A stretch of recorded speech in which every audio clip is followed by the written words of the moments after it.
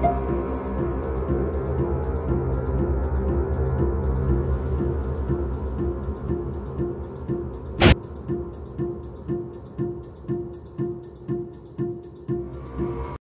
lahat, magpapakilala po pala ako.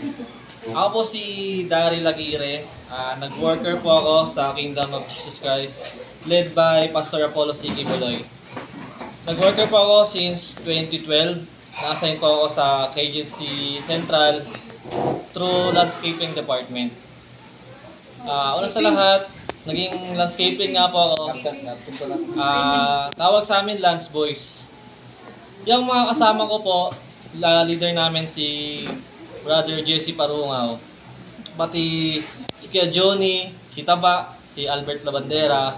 Mga kasama ko po yan. Tama po yung mga pinagsasabi nila na yung alias rin na yan, na witness ko no, na ewan ko, magkano ba ang binayad sa kanya ng senador na yan? Di po totoo yung mga pinagsasabi niyan. Yan pong bayot na yan, yung baklang yan, sabihin ko na po na wala pong ano yan, wala pong bilang sa amin yan. Kahit maghakot ng lupa, maghawak ng sako, sobrang arte pa niyan. Inuutusan po lagi yan ni Kuya Johnny, yung leader namin sa Upper 6, kasi doon po ako na-assign nun eh. Di po ako sanction nun, pero kami po yung nanguna, turuan yung mga nasa spiritual rehabilitation. Kami po yung inassign ni Pastor doon para i-guide po yung mga kapatiran namin na under sanction po, disciplinary action.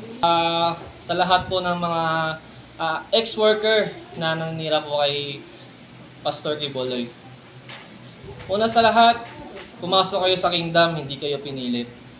Meron tayong kasulatan. Ewan ko lang, kasi sa amin sa Dubai, every year, meron po kaming kasulatan. Kami po pipirma na kahit anong mangyari sa amin sa labas, kahit anong mangyari sa amin sa labas sa aming mga ginagawa, sa mga gawain ng Ama, although may mangyari sa aming masama, wala na pong pananagutan si Pastor doon. Kami na po bahala sa sarili namin kasi dinicide po namin yung sarili namin as a full-time miracle worker na buong buhay ialay ang sarili, mamatay man o mabuhay. Kaya yung mga naninira kay Pastor Apollo C. Kibuloy, Senator Risa Ontiveros, malabo pong lahat ng mga pinagsasabi ng mga witness nyo po. Wala po yan po sa katotohanan nila. Yun lang po masasabi ko sa opinion ko lang naman po ito para sa sarili ko. Unang-una sa lahat, Pastor Apollo C. Kibuloy. Kahit nasa labas po ako, ang asawa ko, ang mga anak ko, buong buhay ko rin po sila. Pagdating ng panahon, susunod pa rin po kami sa inyong dakilang kalooban. Maraming salamat po, Pastor.